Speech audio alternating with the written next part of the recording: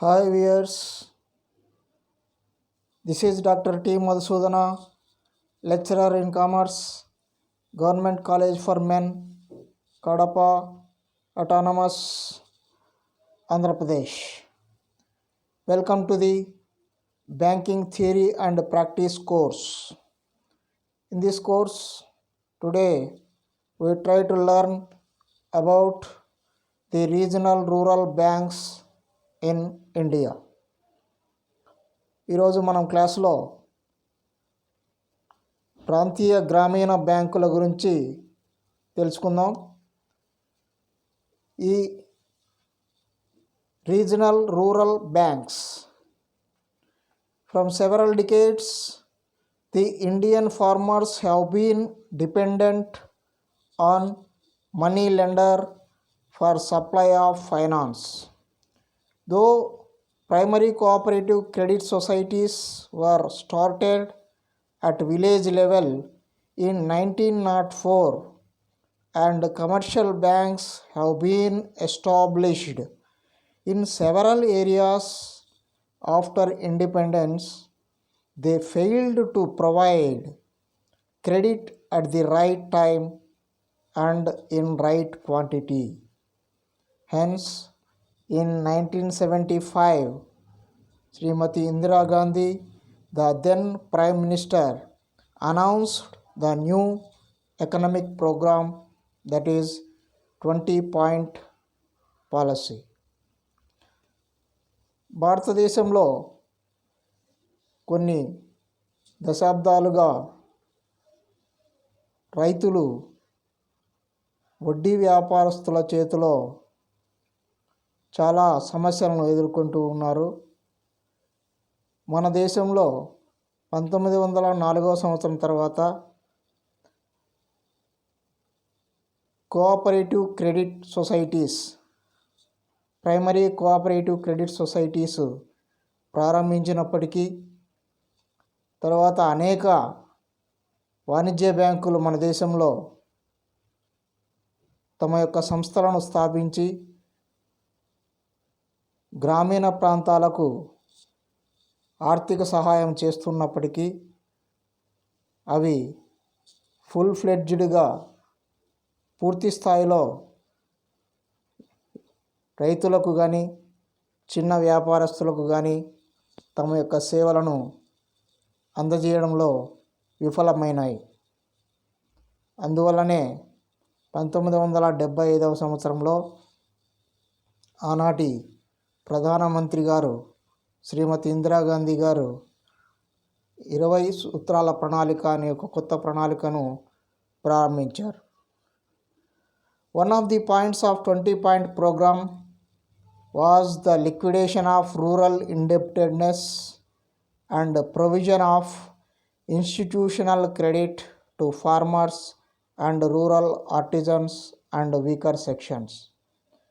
A working group constituted under the chairmanship of Mr. M. Narasimham on July 30th, 1975 to establish regional rural banks. Accordingly, the Government of India decided to start the regional rural banks and set up 5 regional rural banks on October 2nd, 1975. So ఆనాటి ప్రభుత్వం ప్రకటించినటువంటి 20 సూత్రాల ప్రణాళికలో గ్రామీణ ప్రాంతాలలో ఆర్థిక ఎదుగుదలకు, రైతులకు వ్యవస్థాగత విత్తాన్ని సమకూర్చడంలో భాగంగా ఈ ఒక వర్కింగ్ గ్రూపును, ఒక కమిటీ అనేది ఏర్పాటు చేయడం జరిగింది 1975 జూలై 30 తేదీన.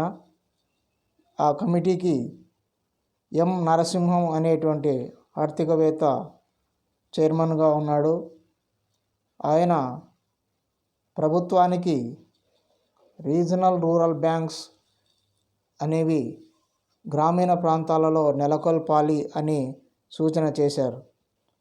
ఆయన సూచన ప్రకారం గవర్నమెంట్ ఆఫ్ ఇండియా 1975 అక్టోబర్ 2వ తేదీన 5 గ్రామీణ బ్యాంకులను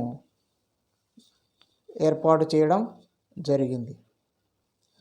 every RRB is sponsored by a public sector bank. Central government would accord permission to establish an RRB only on request of the sponsoring bank. The sponsoring bank is expected to subscribe to the share capital, train the personnel of RRBs, and provide such managerial and financial assistance during first 5 years as mutually agreed upon. So ఆ విధంగా 1975 October 2వ తేదీన 5 regional rural బ్యాంక్స్ను స్థాపించిన తర్వాత ఈ regional rural banks అనేవి public sector banks sponsor చేయడం ద్వారా, అంటే వీటిని నెలకొల్పేది పబ్లిక్ సెక్టార్ బ్యాంక్సే. కేంద్ర ప్రభుత్వం పబ్లిక్ సెక్టార్ బ్యాంక్స్కు పర్మిషన్ ఇస్తుంది. సో ఆ ఆదేశాలకు అనుగుణంగానే పబ్లిక్ సెక్టార్ బ్యాంకులు ఒక్కొక్క ఏరియాలో ఒక్కొక్క పబ్లిక్ సెక్టార్ బ్యాంకు తమ ఆధీనంలో రీజనల్ రూరల్ బ్యాంక్స్ను నెలకొల్పడం అనేది జరుగుతుంది. ఈ రీజనల్ రూరల్ బ్యాంక్స్కు అవసరమైనటువంటి మూలధనము, ఆ సిబ్బందికి ట్రైనింగ్ ఇవ్వడము, తర్వాత మిగిలిన వసతులన్నీ సమకూర్చేది అంతా కూడా పబ్లిక్ సెక్టార్ బ్యాంక్సే. ఈ సహాయం అనేది మొదటి 5 సంవత్సరాలు ఈ స్పాన్సర్డ్ బ్యాంక్ లేదా పబ్లిక్ సెక్టార్ బ్యాంక్ అనేది చేస్తుందన్నమాట. SBI sponsored maximum number of 30 RRBs, followed by the Central Bank of India 23, Bank of Baroda and Punjab National Bank, each sponsoring 19 banks. At the time of establishment, each RRB has an authorized capital of rupees 1 crore and issue capital of rupees 25 lakhs. Later, the government increased the authorized capital to 5 crores and issued capital to 1 crore. 50% of the issued capital is subscribed by the central government, 15% by the concerned state government, and 35% by the sponsored bank. So ఈ విధంగా కేంద్ర ప్రభుత్వ ఆదేశాల మేరకు sponsored banks అనేవి వివిధ రకాలైనటువంటి public sector banks, regional rural బ్యాంక్స్ను మన దేశంలో ఎస్టాబ్లిష్ చేయడం జరిగింది. అందులో భాగంగా SBI, State Bank of India అత్యధికంగా 30 ఆర్ఆర్బీలను, సెంట్రల్ బ్యాంక్ ఆఫ్ ఇండియా 23 ఆర్ఆర్బీలను, Bank of Baroda, Punjab National Bank ఒక్కొక్కటి 19 బ్యాంకులను స్పాన్సర్ చేయడం జరిగింది. అది రీజనల్ రూరల్ బ్యాంక్స్ను ఎస్టాబ్లిష్ చేసే ముందుగా వాటికి 1 కోటి రూపాయల ఆథరైజ్డ్ క్యాపిటల్గా నిర్ణయించడం జరిగింది. ఇష్యూడ్ క్యాపిటల్గా 25 లక్షలు నిర్ధారణ చేయడం జరిగింది. తర్వాత ఈ మొత్తాన్ని 5 కోట్ల రూపాయలకు, 1 కోటి రూపాయలకు పెంచడం జరిగింది.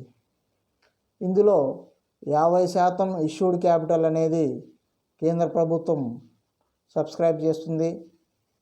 15% ఆయా రాష్ట్ర ప్రభుత్వాలు స్పాన్సర్ చేస్తాయి. తర్వాత 35% స్పాన్సర్డ్ బ్యాంకు ఈ ఇష్యూడ్ క్యాపిటల్ అనేది సమకూర్చడం జరుగుతుంది. ఈ విధంగా మనకు రీజనల్ రూరల్ బ్యాంక్స్ అనేవి గ్రామీణ ప్రాంతాలలో ఉన్నటువంటి రైతులకు, చిన్న వ్యాపారస్తులకు, చేతి వృత్తులకు సహాయం చేయాలి అనేటువంటి ఉద్దేశంతో మన దేశంలో స్థాపించడం జరిగింది. వీటి యొక్క ముఖ్యమైన ఆబ్జెక్టివ్స్ ఏంటంటే, the objectives and functions of RRBs. Number 1, they provide credit facilities to the agricultural sector, specially to small and marginal farmers and agricultural labours. RRBs అనేవి గ్రామీణ ప్రాంతాలలో వ్యవసాయానికి, చిన్న చిన్న పరిశ్రమలకు, రైతులకు, సన్నకారు రైతులకు, వ్యవసాయ కూలీలకు మొదలైన వారికి అవసరమైనటువంటి క్రెడిట్ ఫెసిలిటీస్ సమకూరుస్తాయి. Number 2, RRBs promote the welfare of economically and socially backward sections of the population. గ్రామీణ ప్రాంతాల్లో ఉన్నటువంటి ఆర్థిక మరియు సామాజిక వెనుకబడిన వర్గాలకు ఈ ఆర్ఆర్బీస్ అనేవి వాటి యొక్క ఉన్నతికి కృషి చేస్తాయి. Number 3, RRBs help the rural artisans and small entrepreneurs in rural areas by providing credit facilities. ఈ ఆర్ఆర్బీస్ అనేవి క్రెడిట్ ఫెసిలిటీస్ వారికి అవసరమైనటువంటి ఆర్థిక సౌకర్యాలు కలుగజేయడం ద్వారా గ్రామీణ చేతి వృత్తుల వారికి, చిన్న చిన్న వ్యాపారస్తులకు, వీరందరికీ కూడా సహాయం చేస్తాయి. Number 4, they promote all round development of village societies by helping agriculture, small business units and self employment schemes. So ఈ ఆర్ఆర్బీస్ అనేవి గ్రామీణ ప్రాంతాల్లో ఉన్నటువంటి, గ్రామీణ సమాజాల్లో ఉన్నటువంటి వివిధ రకాలైనటువంటి సొసైటీలకు, వ్యవసాయానికి, చిన్న చిన్న వ్యాపార సంస్థలకు, స్వయం ఉపాధి పొందేటువంటి వ్యవసాయాలకు లేదా పథకాలకు ఇవి సహాయం చేస్తాయి. Number 5, RRBs encourage saving habits among rural people by mobilising deposits. ఈ రీజనల్ రూరల్ బ్యాంక్స్ అనేవి ముఖ్యంగా గ్రామీణ ప్రాంతాలలో ఉండేటువంటి ప్రజలలో సేవింగ్స్ అలవాట్లను, పొదుపు అలవాట్లను పెంపొందించి వాటిని సేకరించి తద్వారా వారికి ఇన్వెస్ట్మెంట్ చేసేటువంటి సౌకర్యాన్ని కలుగజేస్తాయి. ఈ ఉద్దేశంతో ఈ ఆర్ఆర్బీస్ అనేవి ఎస్టాబ్లిష్ చేయడం జరిగింది. సో ఇవి 1975 సంవత్సరం నుంచి మన దేశంలో అనేక రకాలైనటువంటి సేవలను అందజేస్తూ ఎంతో ప్రోగ్రెస్ చెందడం అనేది జరిగింది. ఈ ప్రోగ్రెస్లో భాగంగానే మనం encouragement to rural development, regional rural banks అనేవి ఏర్పాటు చేసిన తర్వాత ఇవి గ్రామీణ ప్రాంతాల అభివృద్ధికి ఎంతో సహాయం చేశాయి. Next, branch expansion. Regional rural banks అనేవి ప్రతి మండలంలో ఉండేటువంటి మేజర్ పంచాయతీలలో కూడా వీటిని నెలకొల్పడం అనేది జరిగింది. Next, deposit mobilisation. గ్రామీణ ప్రాంతాలలో గ్రామీణ ప్రజల దగ్గర ఉన్నటువంటి చిన్న చిన్న పొదుపు మొత్తాలను ఇవి సేకరించడం ద్వారా డిపాజిట్లు మన దేశంలో అత్యధికంగా మొబిలైజ్ చేయడానికి సహాయపడ్డాయి. Loans and advances. గ్రామీణ ప్రాంతాల్లోని ప్రజల యొక్క అవసరాలకు అనుగుణంగా, రైతుల అవసరాలకు అనుగుణంగా, చిన్న చిన్న వ్యాపార సంస్థల అవసరాలకు అనుగుణంగా వారికి అవసరమైనటువంటి వివిధ రూపాలలో, వివిధ పద్ధతులలో లోన్స్, అడ్వాన్సులు ఇవ్వడం ద్వారా వారికి ఆర్థికంగా ఎంతో ఉపయోగపడ్డాయి. Next, profitability of banks. ఈ బ్యాంక్స్ ప్రాఫిటబిలిటీలో కొద్దిగా వెనుకబడి ఉన్నాయని మనం చెప్పవచ్చు. ఎందుకంటే గ్రామీణ ప్రాంతాలలో ఈ లాభదాయకమైనటువంటి కార్యకలాపాల సంఖ్య తక్కువగా ఉండడం వల్ల ఇవి ప్రాఫిటబిలిటీలో వెనుకబడ్డాయి. Help from RBI and NABARD. ఈ regional rural బ్యాంక్స్కు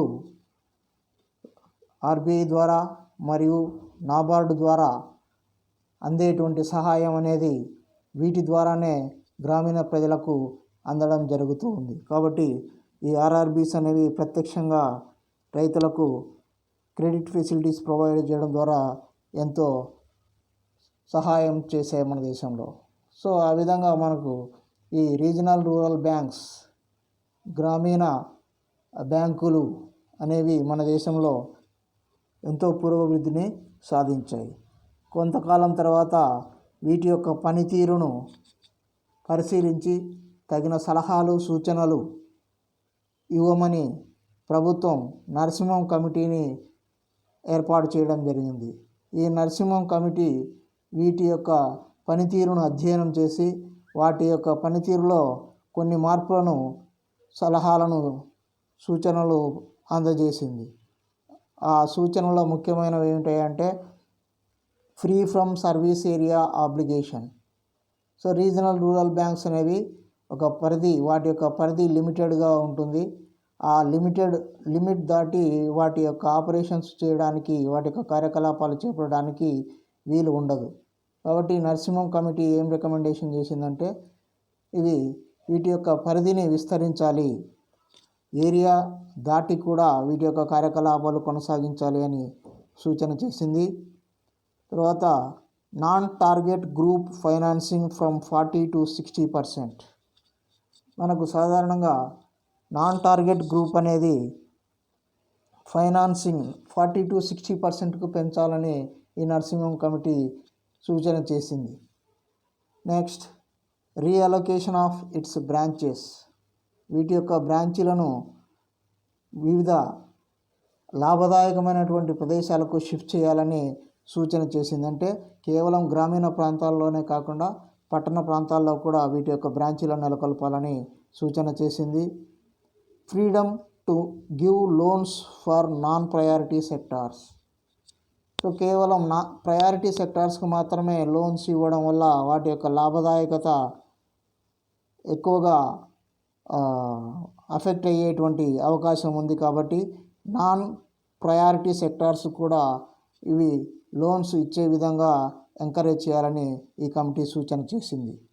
next, undertake non fund activities. Non fund activities కూడా ఇవి ఇంప్రూవ్ చేయాలి. అంటే నాన్ ఫండ్ యాక్టివిటీస్ ద్వారా ఆదాయాన్ని పెంచుకునే విధంగా ఇవి ప్రయత్నం చేయాలని మరొక సూచన చేసింది. Next, free to determine interest rates. So RRBs సాధారణంగా ఆర్బీఐ ఫిక్స్ చేసినటువంటి ఇంట్రెస్ట్ రేట్కే వాటి యొక్క డిపాజిట్ల మీద కానీ లేదా వాటి యొక్క లోన్స్ మీద కానీ ఇంట్రెస్ట్ డిసైడ్ చేసేది రిజర్వ్ బ్యాంక్ ఆఫ్ ఇండియా. అయితే నరసింహం కమిటీ అలా కాకుండా ఏ బ్యాంకుకు సంబంధించినటువంటి ఇంట్రెస్ట్ రేట్లు ఆ బ్యాంకే నిర్ణయించుకోవాలని సూచన చేసింది. Next, can provide safe deposit lockers. RRBs కూడా సేఫ్ డిపాజిట్ లాకర్స్ ప్రొవైడ్ చేయడం ద్వారా వాటి యొక్క కస్టమర్ సేవలను విస్తరించుకోవాలని సూచన చేసింది. Next, merged with the sponsoring bank. కొన్ని ప్రదేశాలలో ఈ బ్యాంకులు స్పాన్సరింగ్ బ్యాంకుతో మెర్జర్ కావాలని, అంటే మరీ చిన్న స్థాయిలో వ్యాపారం జరిగేటువంటి బ్రాంచీలు స్పాన్సరింగ్ బ్యాంకుతో మెర్జ్ కావాలని సూచన చేయడం జరిగింది. సో ఈ విధంగా మనకు రీజనల్ రూరల్ బ్యాంక్స్ అనేవి మన దేశంలో 1979లో ఎస్టాబ్లిష్ చేసినప్పటి నుంచి గ్రామీణ ప్రాంతాల యొక్క అభివృద్ధికి అనేక రకాలుగా తమ యొక్క సేవలను అందజేస్తూ ప్రగతి పథంలో ముందుకు దూసుకెళ్తూ ఉన్నాయి. అయితే ఆధునిక కాలంలో వచ్చినటువంటి కొన్ని మార్పుల వల్ల వీటి యొక్క ప్రాధాన్యత అనేది ఎక్కువగా లేదు. అందుకే వీటిని మెర్జర్ వైపు, అంటే బ్రాంచీలను కేవలం గ్రామీణ ప్రాంతాల్లోనే కాకుండా పట్టణ ప్రాంతాల్లో కూడా వీటిని ఎస్టాబ్లిష్ చేయడం ద్వారా రీజనల్ రూరల్ బ్యాంక్స్ను కమర్షియల్ బ్యాంక్స్గా కన్వర్ట్ చేయడానికి ప్రభుత్వము ప్రయత్నం చేస్తూ ఉన్నది. ఇది మనకు RRB and it's functions and growth. So if you like this video, please share, subscribe, and thank you very much.